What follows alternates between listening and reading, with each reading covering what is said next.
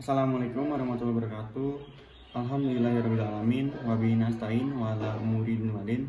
Wassalatu wassalamu asrofil anbiya wa mursalin wa ala alihi wa sahbihi ajmain. Pertama-tama marilah kita panjatkan syukur kita kepada Allah Subhanahu wa taala yang telah memberikan kita nikmat sampai hari ini, sampai di bulan Ramadan ini, sehingga kita masih diberikan kesehatan dan juga nikmat lainnya.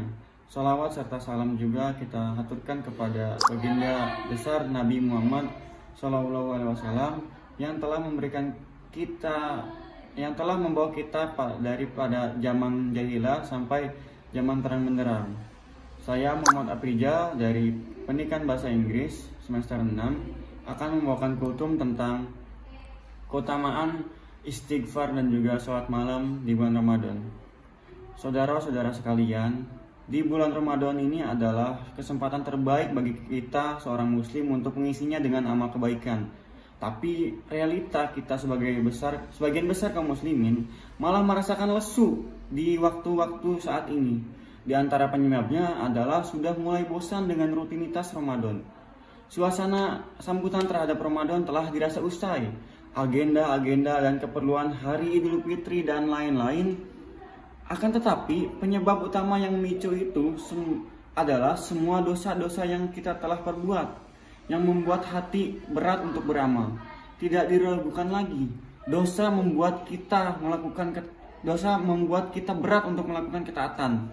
Dosa membuat kita malas untuk membaca Al-Quran. Dosa membuat kita berat untuk melakukan taraweh. Padahal, di 10 malam terakhir adalah grand finalnya bulan Ramadan. Bagaimana dosa bisa membuat orang malas beribadah? Jawabannya adalah ada di firman Allah Subhanahu wa taala. Dan balasan suatu keburukan adalah keburukan yang serupa. Maka barang siapa memaafkan dan berbuat baik, maka pahalanya atas tanggungan Allah. Sesungguhnya dia tidak menyukai orang-orang yang zalim. Quran surat Asy-Syura ayat 40. Dalam ayat ini Allah taala berfirman,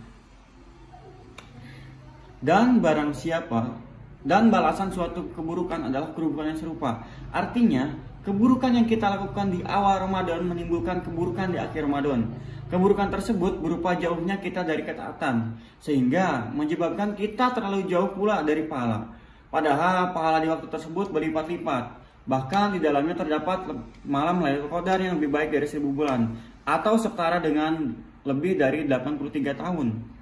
Hal yang membuat kita malas salat di 10 malam terakhir adalah dosa kita malas di hari-hari sebelumnya. Yang membuat kita menggibahi orang di 10 hari terakhir adalah perbuatan gibah di hari-hari sebelumnya. Dosa-dosa ini akan menghambat kinerja kita.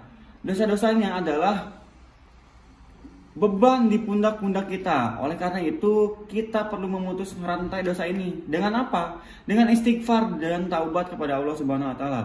Ketika kita memohon ampun dengan sebenar-benarnya pada Allah, Allah akan ringankan beban kita. Allah akan memudahkan kita beramal saleh. Hati kita menjadi bersih, ketaatan pun dengan mudah dilakukan. Sebagaimana kata Utsman bin Affan radhiyallahu anhu, kalau hati kalian bersih, kalian tak akan pernah puas dari Al-Quran. Tak pernah puas membaca, menalaah, dan mempelajarinya. Di sisi lain, istighfar juga memiliki keutamaan yang besar. Allah Ta'ala berfirman, hai orang-orang yang beriman, bertaubatlah kepada Allah dengan taubatan nasuha, taubatan yang semurni-murninya. Mudah-mudahan rohmu akan menutupi kesalahan-kesalahanmu dan memasukkanmu ke dalam jannah yang mengalir di bawahnya sungai-sungai pada hari ketika Allah tidak menghinakan Nabi dan orang-orang mukmin yang bersama dia. Quran surat At-Tahrim ayat 8. Kalau kita perhatikan ayat ini menunjukkan betapa maha baiknya Allah Ta'ala, betapa Dia maha mulia dan sayang kepada hamba-hambanya. Ketika Anda melakukan salah kepada Allah, Anda meminta ampun, bukan hanya ampunan yang Anda dapatkan, Anda juga akan dikaruniai surga.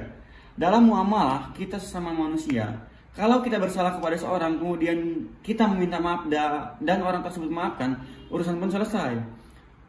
Apakah ada seorang yang dikatakan kepadanya, Pak, saya telah bersalah kepada Bapak, saya meminta maaf atas apa yang telah saya lakukan. Kemudian orang tersebut mengatakan, iya saya maafkan. Nah, ini kunci rumah sebagai hadiah dari permintaan maaf Anda. Ada orang seperti ini? Tidak ada. Tetapi lihatlah Allah. Dia memaafkan kemudian memberikan hadiah terbaik yang tak ada suatu pun sebanding dengan hadiah, yaitu surga. Oleh karena itu, jangan segan dan takut meminta ampunan kepada Allah. Jangan sampai kita merasa seolah-olah memiliki dosa yang tak terampuni. Dengan sedikit ampunan saja dari Allah, maka dosa-dosa yang banyak akan termaafkan oleh Allah Subhanahu wa taala. Mudah-mudahan Allah taala membersihkan hati kita dan dari noda dosa, noda yang berdampak memberatkan kita untuk melakukan ketaatan. Semoga Allah memberikan taufik kepada kita untuk mengisi 10 malam terakhir nanti di bulan Ramadan ini dengan amal ibadah yang maksimal yang Allah cintai. Saya akhiri kultum ini, mohon maaf apabila ada salah kata dari saya. Terima kasih. Wassalamualaikum warahmatullahi wabarakatuh.